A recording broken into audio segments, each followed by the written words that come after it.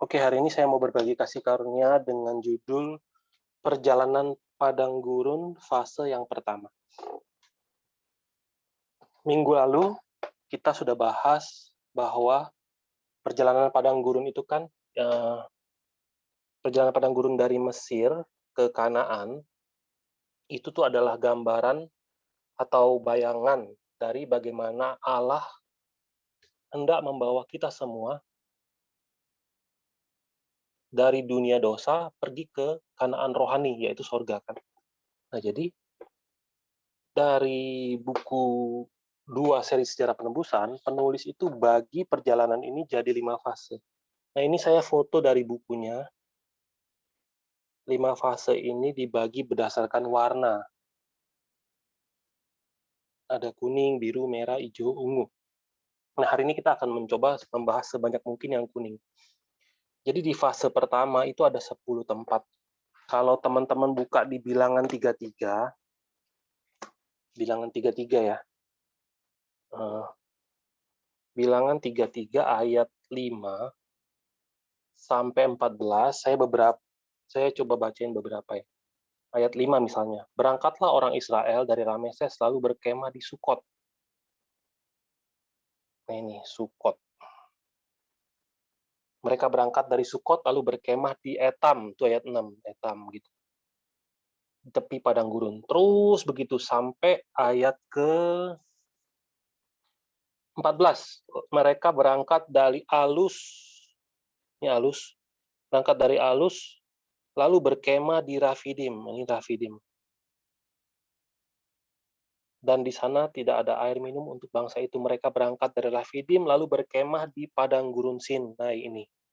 Padang gurun Sinai. Jadi dari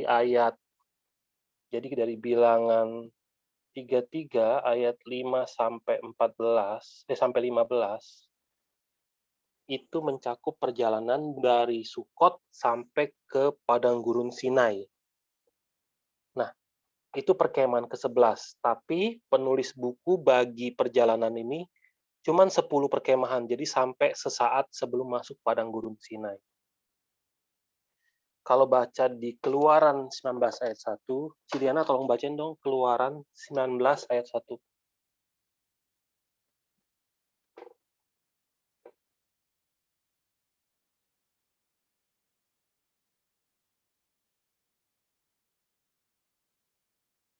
Keluaran 19 ayat 1. Pada bulan ketiga setelah orang Israel keluar dari tanah Mesir, mereka tiba di padang gurun Sinai pada hari itu juga. Nah ini, di situ ditulis pada bulan 3 kan. Kalau lihat bahasa aslinya, kata bulan itu tuh awal bulan. Jadi tanggal 1 bulan 3. Itu dia sampai di padang gurun Sinai. Mereka berangkat keluar dari Rameses itu tanggal 15 bulan yang pertama. Jadi seluruh perjalanan yang akan kita pelajarin ini, dari 10 ini, itu hanya berlangsung selama kira-kira 45 hari. 45 hari perjalanan. Nah, kita akan coba lihat peristiwa-peristiwa apa saja yang terjadi selama 45 hari ini.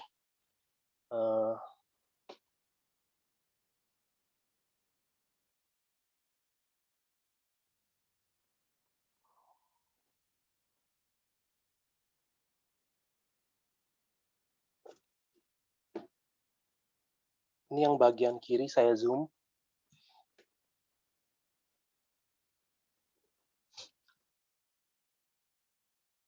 Kita akan baca dulu Keluaran 12. Sebentar ya. Keluaran 12 ayat 37. Saya bacain ya. Kemudian berangkatlah orang Israel dari Ramses ke Sukot. Kira-kira 600.000 orang laki-laki berjalan kaki, tidak termasuk anak-anak. Jadi dicatat di Keluaran 12 ayat 37, dari Rameses mereka pergi ke Sukot. Kira-kira ada 600.000 orang. Nah, tapi tepatnya itu kalau mau dicatat boleh. Ini di bilangan 1 ayat 45 sampai 46. Itu tepatnya orang yang keluar itu 603.550 orang, laki-laki umur 20 tahun ke atas yang bisa berperang. Jadi kalau menghitung anak-anak, wanita, dan orang-orang yang di bawah 20 tahun, itu bisa 2 juta orang sekitar. Nah, yang perlu dicatat di garis bawahi itu adalah orang Israel ini budak. Mereka itu bukan prajurit. Budak selama 430 tahun.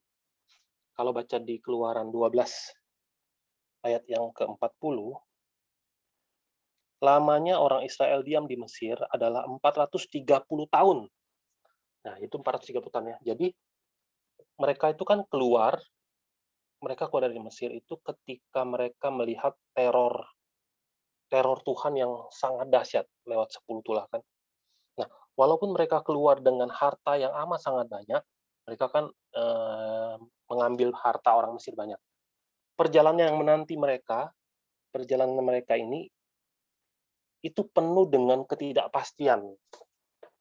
Perjalanan yang akan mereka tempuh itu penuh dengan ketidakpastian.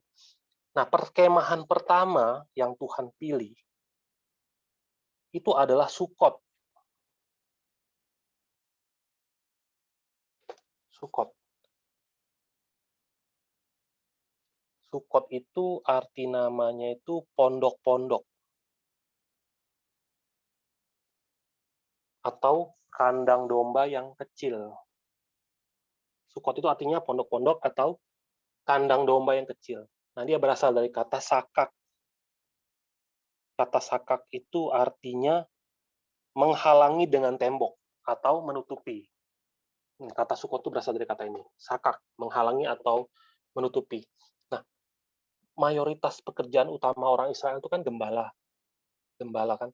Nah, jadi mereka pasti tahu tentang gembala yang bertugas untuk menuntun domba-dombanya itu ke dalam kandang demi menjaga mereka kan. Nah, sama seperti demikian, perkemahan pertama ini itu adalah pernyataan keras dari Allah yang memastikan bahwa Allah adalah gembala yang baik. Ia akan menuntun mereka seperti gembala menuntun domba dan akan menjaga mereka. Ini yang Tuhan mau lewat perkemahan pertama. Nah, jadi jika ada kesusahan atau kesedihan atau ketakutan di masa depan ketika mereka berjalan di padang gurun, mereka cukup ingat perkemahan pertama ini aja. Ingat Sukot. Oh, Tuhan gembalaku. Dia akan menutupiku dengan tembok. Nah, perkemahan pertama ini sangat penting. Apa Sukot? Apa Sukot bagi kita hari ini? Kan kita kan lagi jalan perjalanan padang gurun kan. Apa Sukot bagi kita hari ini?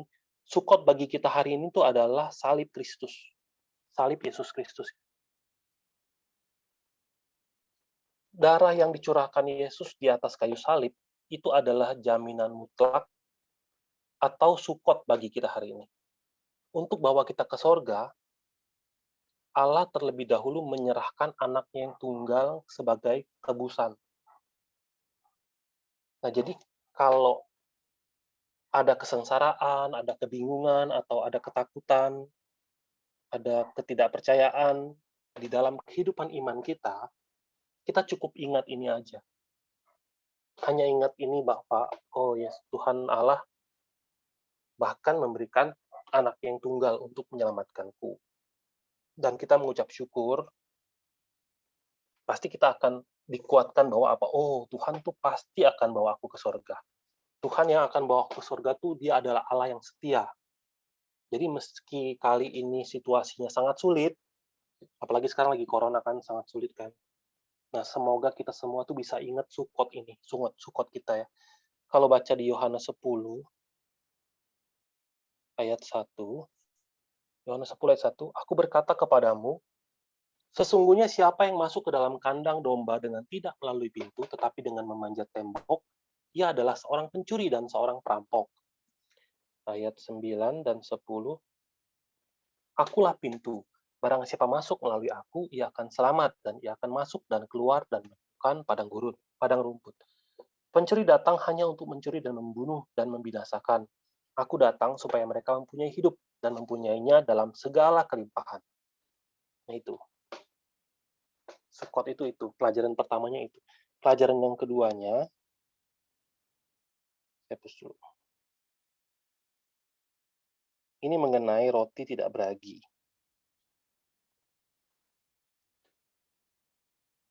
Roti tidak beragi ya. Nah, untuk mengerti ini, kita harus mundur dikit ketika mereka masih di Mesir. Ini kejadiannya saat orang-orang Israel itu sedang siap-siap untuk keluar dari Mesir. Belum keluar ya, lagi siap-siap keluar dari Mesir. Jadi Tuhan tuh memberikan beberapa perintah. Kalau dirangkum, perintahnya tuh jadi dua. Yang pertama, perintah tentang Paskah. Itu dicatat di Keluaran 12 ayat 3 sampai 14. Nah, jadi dalam perintah ini pada dasarnya tuh dijelaskan tentang bagaimana sih cara jaga Paskah. Mereka harus ambil domba, harus jantan, harus diperiksa apakah ada cacatnya atau enggak, harus diperiksa dan didiamkan selama 4 hari. Lalu kemudian kalau ternyata domba itu enggak ada cacatnya, ketika sore-sore itu harus disembelih, darahnya diambil, dioles di ambang pintu, di kusen pintu mereka. Lalu kemudian dikasih tahu cara makannya gimana, dalam pakai baju apa makannya. Habis itu Tuhan kasih perintah, ini harus kalian jaga selama-lamanya. Ini perintah yang pertama. Yang kedua, itu tentang roti tidak beragi. Jadi Tuhan kasih perintah agar mereka makan roti yang dibuat tanpa menggunakan ragi selama 7 hari. Roti tidak beragi. Ini 7 hari. Jadi mereka tuh mulai makan dari tanggal 15 kan. Kalau baca di Keluaran 12, ini catat di Keluaran 12 ayat 15. Kamu makanlah roti yang tidak beragi 7 hari lamanya. Pada hari pertama pun kamu buanglah segala ragi dari rumahmu. Sebab setiap orang yang makan sesuatu yang beragi dan dari hari pertama sampai hari ketujuh, orang itu harus dilenyapkan dari antara orang Israel. Kamu adakanlah pertemuan yang kudus, baik pada hari yang pertama maupun pada hari yang ketujuh. Pada hari-hari itu tidak boleh dilakukan pekerjaan apapun, hanya apa yang perlu dimakan setiap orang. Terus ayat 19, 7 hari lamanya tidak boleh ada ragi dalam rumahmu, sebab setiap orang yang makan sesuatu yang beragi, orang itu harus dilenyapkan dari antara jemaah Israel, baik ia orang asing, baik ia orang asli. Sesuatu apapun yang beragi tidak boleh kamu makan. Kamu makanlah roti yang tidak beragi di segala tempat kediamanmu. Jadi dari ayat 15 sampai 20, nanti teman-teman baca lagi di rumah. Ini ketetapan yang sangat serius tentang roti tidak beragi. Nah, jadi pada dasarnya, pada prinsipnya, perintah ini memerintahkan untuk selama 7 hari tidak boleh makan roti yang dibuat dari ragi. Yang kedua, semua ragi itu harus dibuang. Harus dibuang. Kalau makan, itu dikeluarkan dari anggota jemaah Israel. Itu sama aja dipecat jadi orang Israel, itu sama kayak jadi orang kafir. Kalau orang kafir itu kan hukumannya neraka kan. Jadi dari tanggal 15 dan seterusnya, sampai tanggal 21, mereka itu benar-benar makan roti yang keras, nggak pakai ragi bikinnya. Kalau hari ini kan roti, kalau kita bakery itu kan selalu pakai ragi kan, karena rotinya jadi lembut, jadi enak kan. Nah, di waktu itu mereka nggak boleh makan roti yang pakai ragi, sama semua ragi di rumah dibuang. Pertanyaannya tuh, kenapa ragi begitu penting bagi Allah? Ini Israel lagi mau keluar dari Mesir, dua perintah ini ditegaskan. Apakah Allah begitu memperhatikan makanan? Kalau kita baca Roma 14 ayat 17. Tolong bacain dong, Ci. Roma 14 ayat 17.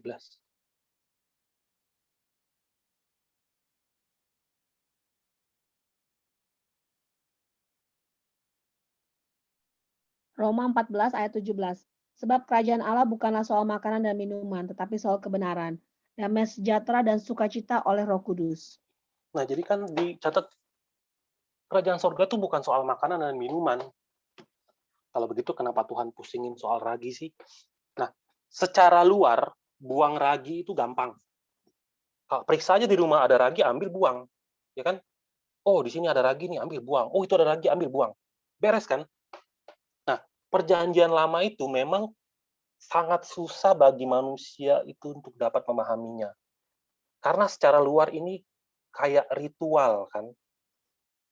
Oh, tahun depan misalnya tanggal 14 bulan 1 malamnya, tanggal 15 bulan 1 Paskah nih. Oh ya udah, ambil domba, potong. Roti tidak beragi, makan. Itu jadi kayak apa? Ritual atau tata cara melakukan ibadah kan. Itu kayak ritual kan. Nah, tapi sebenarnya di dalamnya itu ada kebenaran mutlak yang bahkan melampaui segala zaman sampai kita hari. Mengenai dua perintah ini, Paskah dan roti tidak beragi, Rasul Paulus tuh jelasin di Perjanjian Baru. Rasul Paulus katakan apa? Kan kalian sembeli domba kan? Kalian sembeli domba dan makan roti tidak beragi kan? Tahu nggak artinya apa? Roti tidak beragi itu apa? Roti tidak beragi itu kamu. Rasul Paulus mencoba mengatakan itu.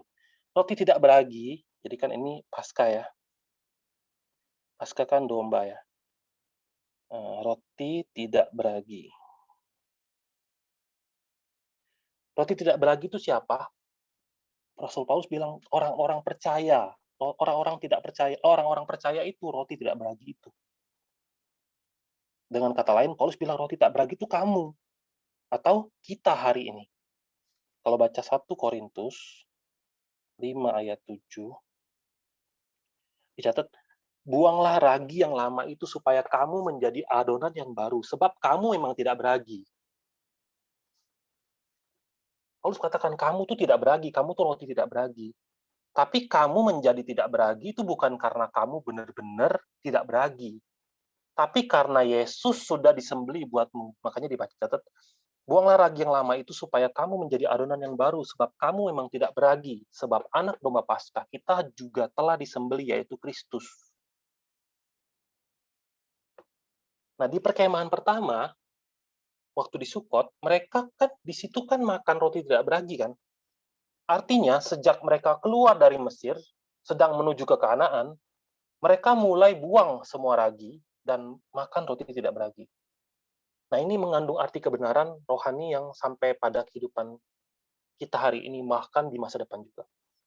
Apa yang Tuhan kehendaki dari situ? Yang Tuhan kehendaki dari perbuatan ini adalah ragi yang ada di dalam mereka, itu yang Tuhan mau buang. Seperti kamu buang ragi dari rumahmu, buanglah juga semua ragi di dalam hatimu. Nah, untuk kita bagaimana? Untuk kita hari ini, kita pun sama.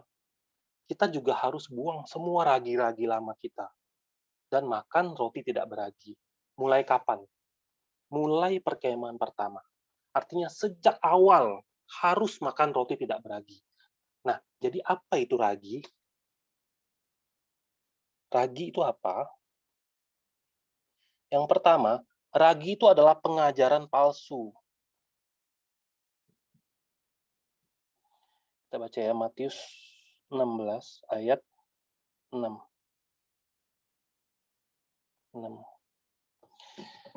Yesus berkata kepada mereka, berjaga-jagalah dan waspadalah terhadap ragi orang Farisi dan Saduki.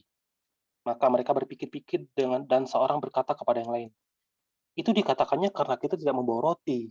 Dan ketika Yesus mengetahui apa yang mereka perbincangkan, ia berkata, mengapa kamu memperbincangkan soal tidak ada roti? Hai orang-orang yang kurang percaya, belum juga kamu mengerti, tidak kamu ingat lagi akan 5 roti untuk 5.000 orang itu dan berapa bakul roti kamu kumpulkan kemudian? Ataupun akan 7 roti untuk 4.000 orang itu dan berapa bakul kamu kumpulkan kemudian? Bagaimana mungkin kamu tidak mengerti bahwa bukan roti yang kumaksudkan? Aku berkata kepadamu, waspadalah terhadap ragi orang Farisi dan Saduki. Ayat 12, ketika itu barulah mereka mengerti bahwa bukan maksudnya supaya mereka waspada terhadap ragi roti, melainkan terhadap ajaran orang Farisi dan Saduki. Bahkan murid-murid Yesus di zaman itu nggak ngerti, oh dia marah tuh kita nggak bawa roti. Nah akhirnya tapi setelah mereka mengerti, oh ragi yang dimaksud itu adalah ajaran palsunya orang Farisi dan Saduki. Pertanyaannya, apakah orang Farisi dan orang Saduki itu mengajarkan sesuatu yang bertentangan dengan Alkitab? Ini perlu kita renungin. Apakah orang Farisi, nanti kalau belajar buku 5, akan tahu sejarahnya orang Farisi itu apa. Orang Farisi itu adalah orang-orang yang menyucikan dirinya untuk tidak mau ikut dalam budaya Yunani. Mereka bertetapan hati untuk hanya hidup sesuai dengan firman Tuhan.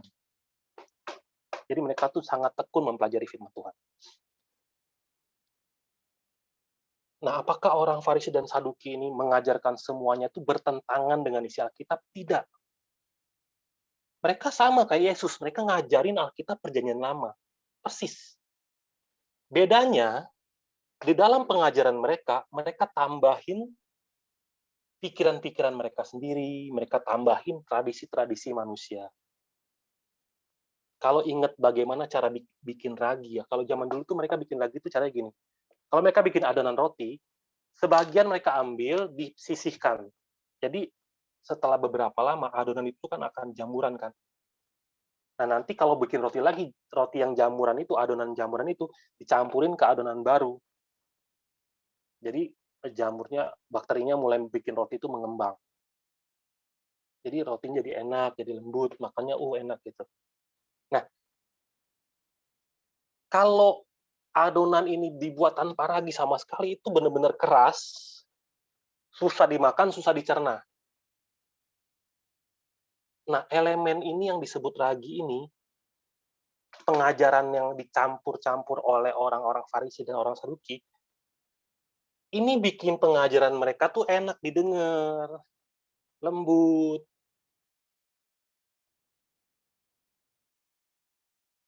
Jadi sedikit-sedikit ditambahin pikiran manusia, sedikit-sedikit ditambahin pikiran manusia. Akhirnya firman Tuhan yang sejati itu korup. Nggak pernah sampai di level sorgawi. Hanya di sebatas duniawi. Keinginan mata, keinginan daging, dan keakuran hidup. Nah, Yesus kasih pesan apa? Jangan makan. Jadi apapun yang diajarkan oleh orang Saduki dan Farisi, bisa saja walaupun kedengarannya tuh halus, atau enak ya, pelajarannya bagus ya, atau membuat sukacita. Tapi padahal itu sebenarnya lagi membuat pengajaran sejati dari Allah itu jauh. Akhirnya sedikit lagi, adonannya rusak lama-lama. Kalau baca Markus 7, ayat 6, jawabnya kepada mereka, benarlah nubuat Yesaya tentang kamu, hai orang-orang munafik. Sebab ada tertulis, bangsa ini memuliakan aku dengan bibirnya, padahal hatinya jauh daripadaku. Percuma mereka beribadah kepadaku, sedangkan ajaran yang mereka ajarkan ialah perintah manusia. Perintah Allah kamu abaikan untuk berpegang pada adat istiadat manusia. Yesus berkata pula kepada mereka, sungguh pandai kamu mengesampingkan perintah Allah, supaya kamu dapat memelihara adat istiadatmu sendiri. Dari ayat 6 sampai 9. Jadi pengajaran apapun yang mengatasnamakan Allah, yang menggunakan Alkitab, jangan dicerna bulat-bulat. Saya sharing firman hari Selasa dan Kamis kan, itu jangan ditelan bulat-bulat. Oh, harus dia ngomong ini, percaya amin, jangan. Buka sendiri Alkitab, baca sendiri, doa, renungin, pikirin. Jadi jangan ditelan bulat-bulat ya, pertanyakan, apakah ini benar-benar atau firman Tuhan atau bukan sih? Gitu. Yang kedua, jangan yang kedua dulu deh.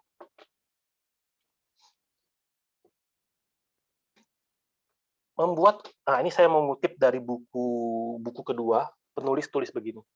Membuat umat Israel makan roti tidak beragi di Sukot, mengajarkan kepada orang-orang kudus hari ini, yang telah meninggalkan dunia yang penuh dosa dan kejahatan dan memulai perjalanan mereka menuju ke surga untuk membuang ajaran-ajaran duniawi dan hanya menerima firman Tuhan yang murni dan benar, serta menjaga integritas iman mereka.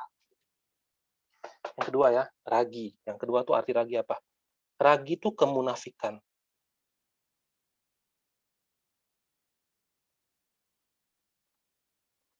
Lukas 12 ayat 1. Sementara itu beribu-ribu orang banyak telah berkerumun sehingga mereka berdesak-desakan. Lalu Yesus mulai mengajar. Pertama-tama kepada murid-muridnya katanya, waspadalah terhadap ragi, yaitu kemunafikan orang Farisi. Apa itu munafik? Munafik itu kan banyak kalau bahasa hari ini muna lu gitu. Kalau di Alkitab terjemahan kata munafik itu banyak. Kalau bahasa Ibrani-nya tuh khalak. Bahasa Ibrani-nya khalak. Artinya itu lembut, menipu, berpikiran double, bibir yang memuji. Misalnya itu dicatat di Yakobus 4 ayat 8. Coba baca Yakobus 4 ayat 8. Yakobus 4 ayat 8. Mendekatlah kepada Allah dan Ia akan mendekat kepadamu. Tahirkanlah tanganmu, hai kamu orang-orang berdosa, dan sucikanlah hatimu, hai kamu yang mendua hati. Tuh, mendua hati. Munafik katanya. Mazmur 12. Mazmur 12 ayat 2. Coba baca Mazmur 12 ayat 2. Mazmur 12 ayat 2. Mereka berkata dusta, yang seorang kepada yang lain. Mereka berkata dengan bibir yang manis dan hati yang bercabang. Itu. Bibir yang manis, flattering lips. Kalau baca di Lukas 20 ayat 20, Lukas, mana Lukas ya? Lukas 20 ayat 20 ya. Lukas 20 ayat 20. Ahli-ahli Taurat dan imam-imam kepala mengamat-amati Yesus. Mereka menyuruh kepadanya mata-mata yang berlaku seolah-olah orang jujur, supaya mereka mendapat menjeratnya dengan suatu pertanyaan dan menyerahkannya kepada wewenang dan kuasa wali negeri. Jadi dia utus orang-orang yang kelihatannya jujur. Tapi tujuan kehadiran orang itu tuh bukan benar-benar mau dengerin pengajaran Yesus. Pengen dengerin, ini orang ngajarnya benar apa salah ya. Kalau ada salah dikit aja langsung dilaporin. Kalau yang di Jakarta agak tahu lah peristiwa seperti ini pernah terjadi di gubernur sebelumnya kan. Mereka datang, mereka dengerin, ada sesuatu yang salah, langsung ada sesuatu yang nggak salah pun diedit-edit, langsung dilaporin. Nah, seperti zaman Yesus seperti itu. Mereka tuh munafik. Mereka pura-pura benar. Kalau baca di Galatia 2 ayat 13, coba cek Galatia 2 ayat 13.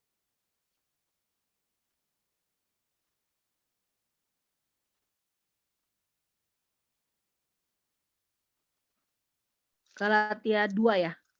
Ya, ayat 13. Galatia 2 ayat 13. Dan orang-orang Yahudi yang lain pun turut berlaku munafik dengan dia, sehingga Barnabas sendiri turut terseret oleh kemunafikan mereka. Jadi kalau baca cerita di Galatia 2 ini tentang kemunafikan. Ini ceritanya tentang cara makan. Nanti teman-teman baca deh. Cara makan aja bisa bikin seseorang tuh munafik. Kenapa? Karena takut dinilai orang salah, takut pendapat orang. Akhirnya kebenaran sejati ditinggalin. Jadi apa itu munafik? Kalau disimpulkan itu perkataan, munafik itu adalah perkataan atau perbuatan yang lari dari kebenaran untuk menutupin dosa. Ini bahasa yang sangat berbahaya.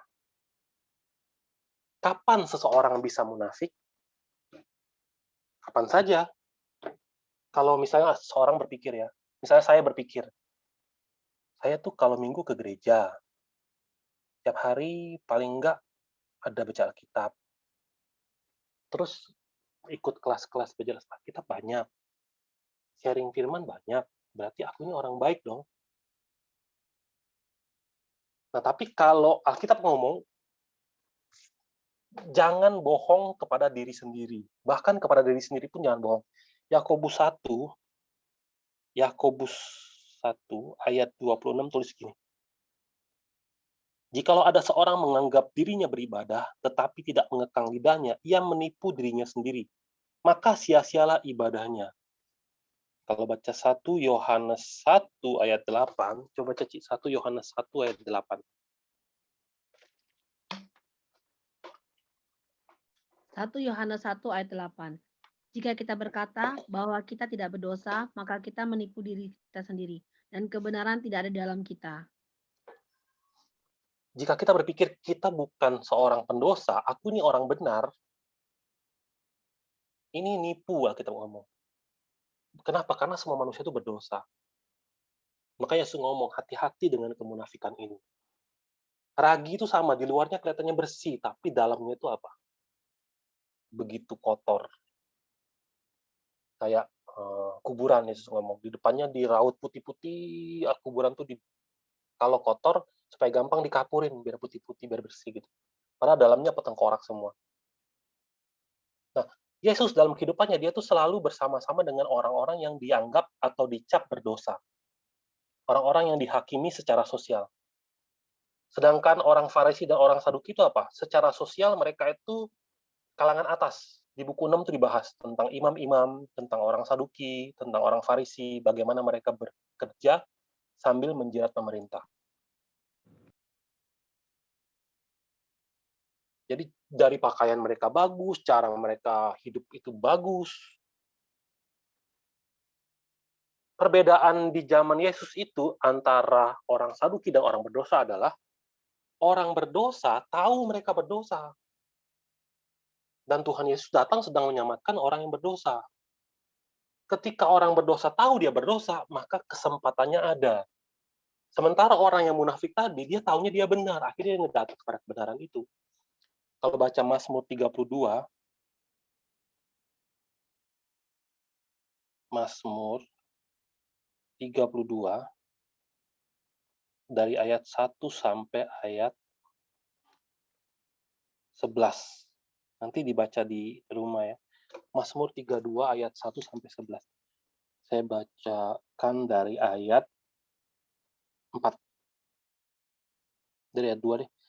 Berbahagialah manusia yang kesalahannya tidak diperhitungkan Tuhan dan yang tidak berjiwa penipu. Selama aku berdiam diri, tulang-tulangku menjadi lesu karena aku mengeluh sepanjang hari. Sebab siang malam tanganmu menekan aku dengan berat, sumsumku menjadi kering seperti oleh teriknya musim panas. Selah. Dosaku kuberitahukan kepadamu dan kesalahanku tidaklah kusembunyikan. Aku berkata, aku akan mengaku kepada Tuhan pelanggaran-pelanggaranku dan engkau mengampuni kesalahan karena dosaku. Selah. Sebab itu hendaklah setiap orang saleh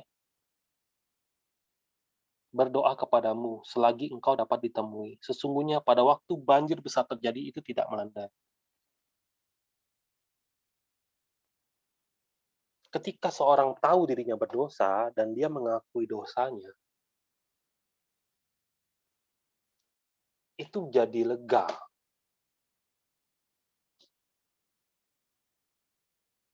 Daripada disimpan-simpan, ditutup-tutupin. Manusia tuh berbohong, nutupin dosa. Daripada berbohong, mendingan kasih tahu sekalian. Daripada simpan, tutupin, kasih tahu kepada Tuhan. Akui.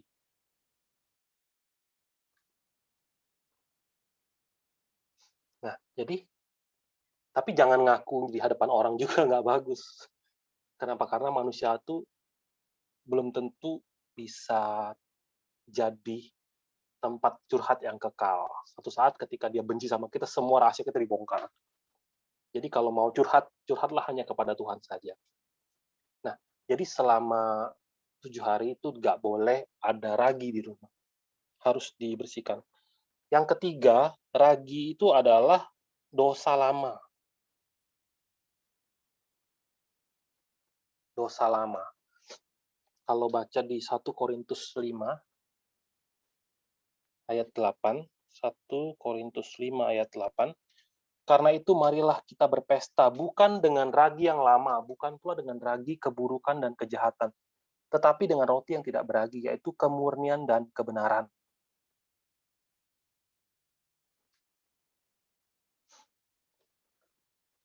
Kalau baca di 1 Timotius 4, 1 Timotius 4, ayat 1 sampai 2. Tetapi Roh dengan tegas mengatakan bahwa di waktu-waktu kemudian ada orang yang akan murtad lalu mengikuti roh-roh penyesat dan ajaran-ajaran setan-setan oleh tipu daya pendusta-pendusta yang hati nuraninya memakai cap mereka. Jadi kalau lihat sapi itu kan ada yang suka dicap kan, atau kuda tuh dicap tuh oleh pemiliknya, dikasih nama. Dari cap itu dipanasin, habis itu dicap ke binatang itu.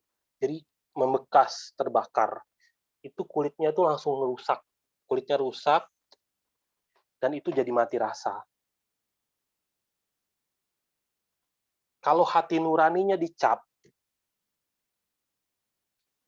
oleh roh pendusta, itu artinya apa? Hati nuraninya itu mati rasa. Hati nurani itu adalah satu-satunya dari manusia yang berpihak kepada Allah. Makanya orang suka bilang, Tuhan itu ada di hati nurani. Jadi setiap kali kita melakukan suatu hal yang salah, hati nurani kita yang nggak enak duluan. Malu, nyesel, berdebar-debar. Tapi kalau hati nuraninya sudah dicap, maka melakukan dosa itu nggak berasa lagi. Sudah biasa. Nah, ini ragi.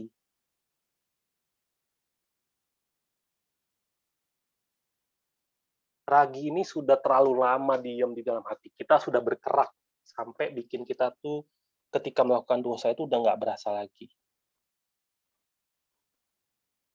Jadi lewat perintah roti tidak beragi untuk tidak makan roti tidak beragi dan buang semua ragi, diajarkan mengenai 3 hal ini. Buang.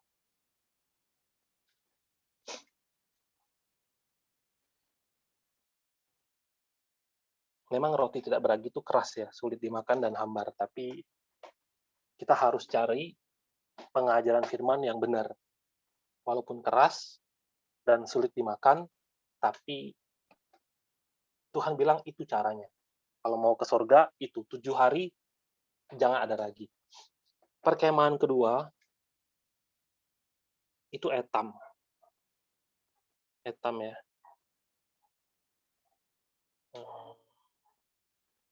Etam. Etam itu artinya tembok pertahanan. Nah, peristiwa besar yang terjadi di sini adalah Tuhan memberikan tiang awan dan tiang api. Nah, jadi padang gurun itu kan adalah suatu tempat dengan cuaca yang sangat ekstrim. Kalau siang terlalu panas, kalau malam itu terlalu dingin dan terlalu gelap. Jadi supaya menolong orang Israel, Tuhan kasih tiang awan di siang hari. Jadi awan tuh nutupin mereka. Sedangkan di malam hari, yang nutupin mereka itu tiang api. Jadi kan kalau malam sangat gelap kan, juga dingin, juga banyak lubang di padang gurun itu banyak lubang. Banyak kaktus itu kalau dia mati, akarnya itu jadi lumpur hisap. Nah, kalau salah jalan itu bisa jatuh, bisa mati. Nah, jadi Tuhan kasih tiang api, sekaligus ngangetin mereka, sekaligus terang, bikin mereka tuh terang. Nah, ciri-ciri khusus dari tiang api dan tiang awan ini, di Alkitab tuh catat 3 hal, ciri-ciri khusus. Pertama, Bilangan 9 ayat 17 sampai 18. Tolong baca, Ci, Bilangan 9 ayat 17 sampai 18. Bilangan 9, 17 sampai 18. Hmm. Dan setiap kali awan itu naik dari atas kemah, maka orang Israel pun berangkatlah. Dan di tempat awan itu diam, di sanalah orang Israel berkemah.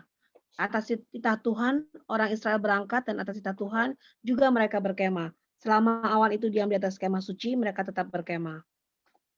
Jadi tugas tiang awan dan tiang api ini ciri-ciri khususnya adalah mereka tuh memimpin. Tiang awan dan tiang api ini memimpin orang Israel. Perkemahan ke perkemahan.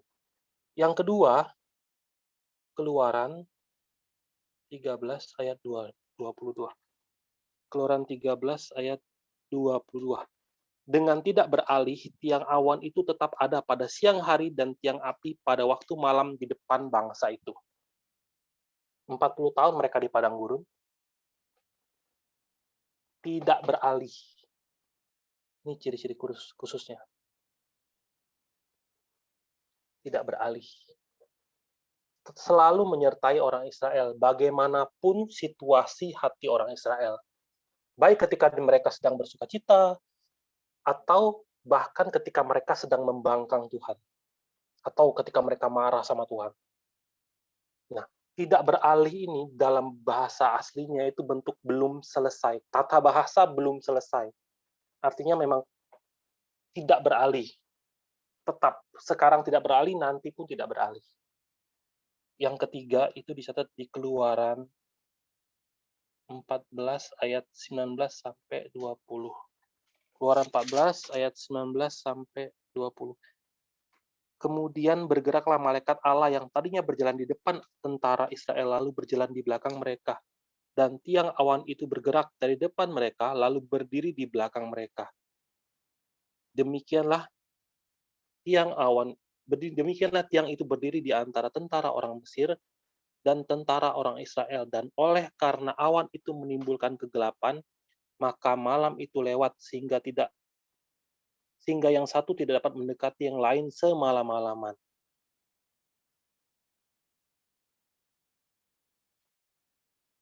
Nah, jadi kalau di terjemahan lain ditulis tiang awan itu menudungi. Jadi ciri-ciri khusus yang ketiga itu tembok pertahanan.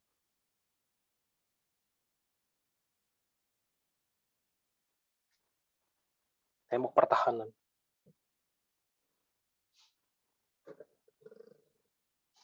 Di Israel itu kan sering perang kan sekarang. Dia dikelilingi oleh pasukan Arab. Kalau nanti belajar sejarah, Israel itu ketika mereka dapat tanah itu mereka diserang oleh Arab secara bertubi-tubi dengan jumlah pasukan yang kalah jauh. Tetapi makin mereka diserang, makin luas daerah kekuasaan mereka sampai hari ini. Nah, mereka tuh punya satu teknologi namanya Iron Dome.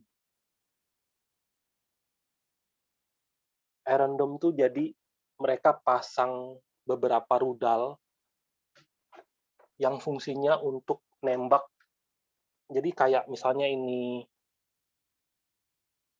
misalnya ini Israel ya, dipasang beberapa rudal di sekitar tempat. Fungsinya kalau ada rudal dari Palestina atau dari negara sekitar itu masuk ke Israel, dia kayak ada kubah.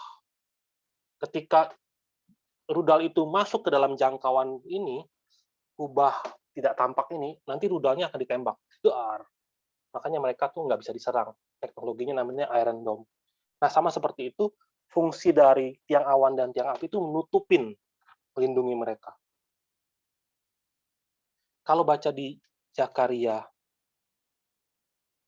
2 ayat 5, coba tolong Ci, Zakaria 2 ayat 5.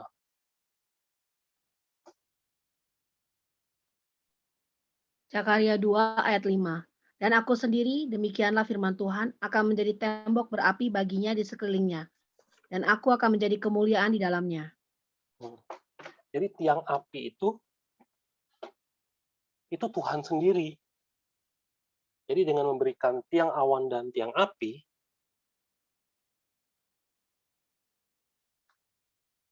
Allah menyatakan dirinya. Ini nih sebenarnya aku loh gitu. Aku yang memimpin kalian dengan tidak beralih dan menjadi tembok pertahanan buat kalian. Ini menampakkan apa? Allah Immanuel, Allah yang menyertai umatnya. Dari sini kita bisa tahu kasih dari Allah. Kita aja kalau kita keluar, kalau panas banget, ada payung kecil, kita pakein ke anak kita kan, nggak mungkin kita yang pakai sendiri. Tuhan juga sama, dia adalah Allah yang tahu apa yang kita butuh. Tuhan sertai kita. Nah, dalam kehidupan kita juga sama, banyak dari kita itu pasti punya rencana kan. Kita pasti punya banyak rencana, punya banyak agenda. Biasanya kita punya kecenderungan untuk memimpin, pilih jalan sendiri, habis itu pokoknya Tuhan harus berkati pilihanku ini, Tuhan harus sertai aku dalam pilihanku ini. Itu sebenarnya nggak boleh. Kita harus doa, minta Tuhan yang mimpin. Juga kita juga nggak perlu mengandalkan manusia. Karena manusia itu gampang beralih. Makanya kita hanya mengandalkan Tuhan saja. Nah, jadi di perkemahan kedua, Tuhan memberikan tiang awan dan tiang api. Sekarang kita ke perkemahan ketiga. Itu tentangan Migdol. Saya balik ke gambar tadi.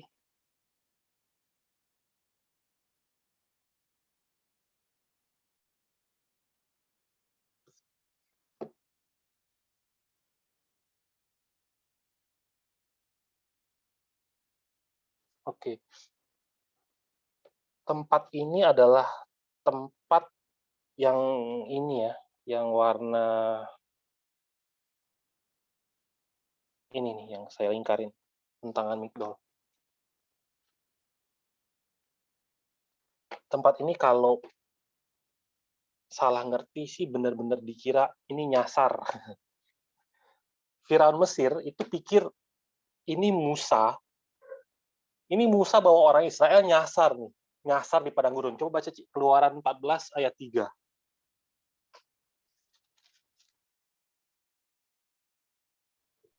Keluaran 14 ayat 3. Maka Firaun akan berkata tentang orang Israel, mereka telah sesat di negeri ini, padang gurun telah mengurung mereka. Israel pikir ini pasti mereka nyasar ini. Nah, kenapa bisa seperti itu? Karena mereka melewatkan 3 jalur utama. Ini minggu lalu kita bahas. Jadi sebelum mereka berkemah di Sukot, ada jalur ke Kanaan tuh lewat jalur Filistin. Ini saya highlight ya.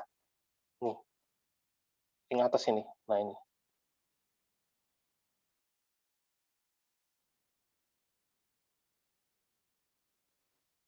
Sebelum ke Sukot ada jalur sini, tapi ternyata, nah jalur ini ya, setiap 10 hari nyampe loh ke Kanaan, lewat jalur atas ini, tapi pantai, melewati jalur Filistin. Tapi kalau baca di Keluaran 13 ayat 18, Keluaran 13 ayat 18 ya, saya bacain.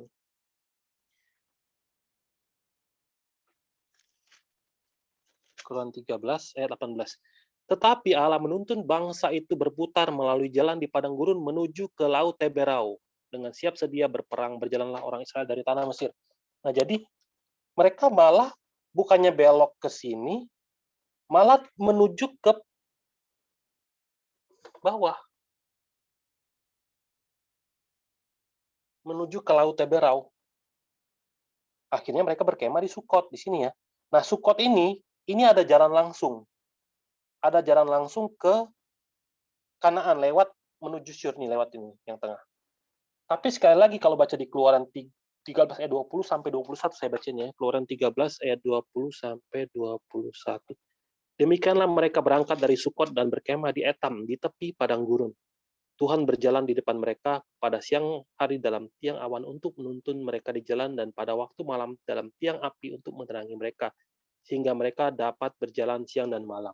Ayat 20, mereka berangkat dari Sukot dan berkemah di Etam. Jadi, lewat pimpinan Tuhan, bukannya ke kanan sini, malah ke bawah lagi ke Etam. Nah, dari Etam, turun dikit ke bawah, ada jalan nih, menuju Gunung Seir. Bisa sampai ke Kanaan juga. Tapi begitu mereka sampai sini, mereka pikir, loh kok kita nggak belok ya? Jalan pertama udah lewat, jalan kedua udah lewat. Kok di jalan ketiga juga disuruh lewat lagi? Ayat Keluaran 14 ayat 2.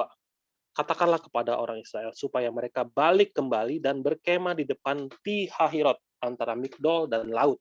Tepat di depan Baal Zephon berkemahlah kamu di tepi laut. Tapi Tuhan bilang, jangan belok ke sini, tapi belok kembali dan kemahlah di sini, di tentangan Migdol. Tuhan suruh putar Allah, berkemah di tepi laut. Nah, garis pantai ini ya, ini kan garis pantai yang sebelah sini, saya gambar aja deh. Nih, ini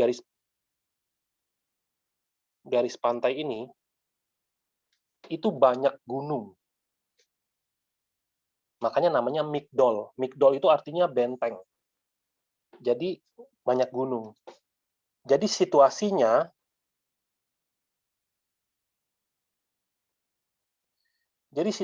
itu orang Israel itu depannya laut. Ini kan laut ya.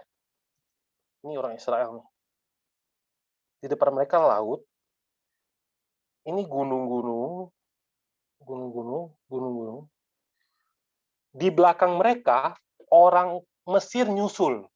Pasukan Firaun datang dengan, kalau baca di Keluaran 14 ayat 7,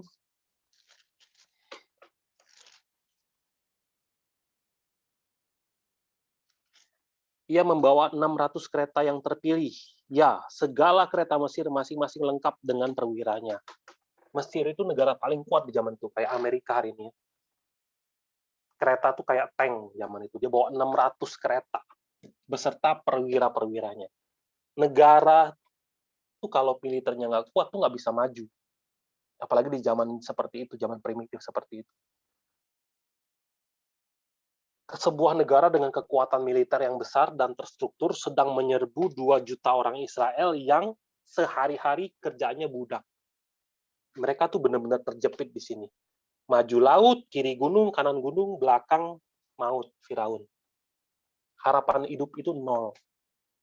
Secara sigap Allah tolong mereka. Allah langsung pindah ke belakang, tutupin mereka, sehingga tadi kita bacakan jadi tudung gitu. Jadi orang Mesir sama orang Israel itu sama-sama nggak bisa dekat. Lautnya dibelah, orang Israel disuruh lewat situ, kemudian orang Mesirnya dibiarkan nyusul di tengah-tengah laut. Tuhan tutupin airnya sehingga orang Mesir semua itu kereta-keretanya mati semua. Di situasi yang seperti ini Tuhan selamatin orang Israel. Sehingga akhirnya apa? Orang Israel itu sangat bersukaria. Sangat bersukaria. Kalau baca di Keluaran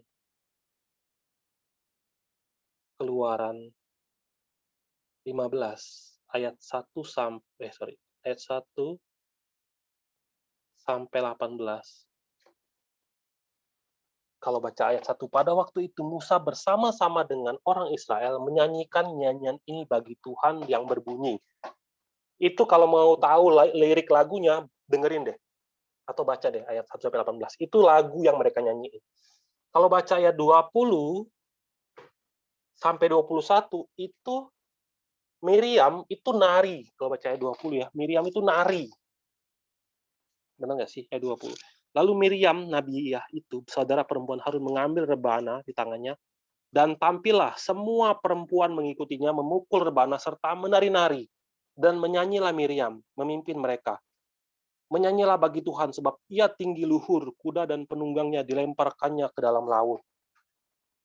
Hebat kan? Kalau kita coba bayangin diri kita tuh berada di situ. Berada di situasi itu, benar-benar terjepit, tiba-tiba Tuhan selamati dengan sangat hebat. Apakah kita nggak bisa merasakan sukacita yang sama? Pasti ada rebana kita ikutan ambil. Ikutan nari kan? Kalau ditanya, apakah Allah hidup? Allah hidup. Ditanya lagi, apakah Allah itu sanggup menolong manusia dalam keadaan sulit sekalipun? Pasti kita jawab, kalian nggak dengar gue nyanyi tadi? Nggak dengar tadi nyanyian kita? Tapi apakah mereka itu umat yang percaya? Tidak. Apakah mereka membuang semua ragi dalam rumah mereka? Mereka buang. Apakah mereka makan roti tidak beragi? Mereka makan roti tidak beragi. Tapi ragi yang di dalam diri mereka itu mereka nggak bisa buang. Taunya dari mana? Kalau baca Keluaran 14, sesaat sebelum Tuhan tolong, Keluaran 14, sesaat sebelum Tuhan tolong ya, waktu mereka lagi kejepit. Ayat 10 sampai 12. Ketika Firaun telah dekat, orang Israel noleh. Maka tampaklah orang Mesir bergerak menyusul mereka, lalu sangat ketakutanlah orang Israel dan mereka berseru-seru kepada Tuhan. Dan mereka berkata kepada Musa, apakah karena tidak ada kuburan di Mesir, maka engkau membawa kami untuk mati di padang gurun ini? Apakah yang kau perbuat ini terhadap kami dengan membawa kami keluar dari Mesir? Bukankah ini telah kami katakan kepadamu di Mesir, janganlah mengganggu kami, dan biarlah kami bekerja pada orang Mesir, sebab lebih baik bagi kami untuk bekerja pada orang Mesir daripada mati pada gurun ini. Itu adalah ragi di dalam hati mereka, ketidakpercayaan mereka terhadap Tuhan, yang Tuhan mau buang. Di fase pertama ini, segala macam bentuk ketidakpercayaan mereka Tuhan tampilin. Tuhan marah nggak waktu mereka bilang begini? Enggak. Ketika mereka berontak seperti ini, Tuhan nggak marah. Tuhan kasih mereka mujizat. Setelah kasus mereka lewatin dengan sangat dahsyat, mereka penuh dengan nyanyian, 3 hari kemudian mereka jalan nih dari padang gurun dari laut Teberau, mereka jalan 3 hari perjalanan. Kalau baca di ayat 22-nya, ini ya Keluaran 15 ayat 22. Musa menyuruh orang Israel berangkat dari laut Teberau, lalu mereka pergi ke padang gurun Syur. 3 hari lamanya mereka berjalan di padang gurun itu dengan tidak mendapat air. Sampailah mereka ke Mara, tetapi mereka tidak dapat minum air yang di Mara itu karena pahit rasanya. Itulah sebabnya dinamai orang tempat itu Mara. Ayat 24, lalu bersungut-sungutlah bangsa itu kepada Musa, kata mereka, apakah yang akan kami minum? Di fase pertama ini, fase yang penuh dengan mujizat. Di dalam perjalanan iman, Tuhan hendak ngasih tahu, di dalam perjalanan iman, awal-awal, orang Israel itu masih kayak anak kecil, nggak ngerti tentang Tuhan. Mereka ngalamin banyak mujizat, tapi mereka ngerti Tuhan? Enggak. Mereka ngerti isi hati Tuhan? Enggak. Mereka percaya pada Tuhan? Enggak. Tapi di saat itu pun Tuhan maklum. Dengan penuh kasih, Tuhan ajarin mereka pelan-pelan. Perkemahan demi perkemahan. Sambil mengeluarkan segala bentuk ketidakpercayaan yang ada dalam diri mereka. Tapi Tuhan maklumin terus. Dan perkemahan-perkemahan yang seperti ini jenisnya masih ada 6 lagi. Masih ada 7 lagi. Mara, Elim, Tepi Laut Teberau, Padang Gurun Sin, Dofka, Alus, Rafidim.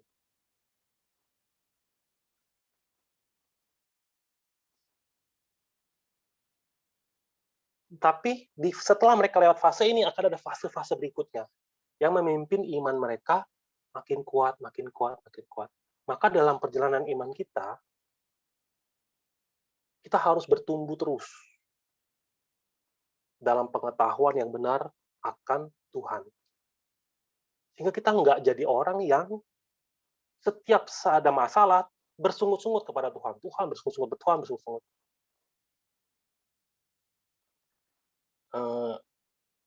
Habis ini pakai jam berapa sih? Udah jam 9 lewat. Kita stop dulu sampai di sini. Minggu depan kita akan lanjutin tentang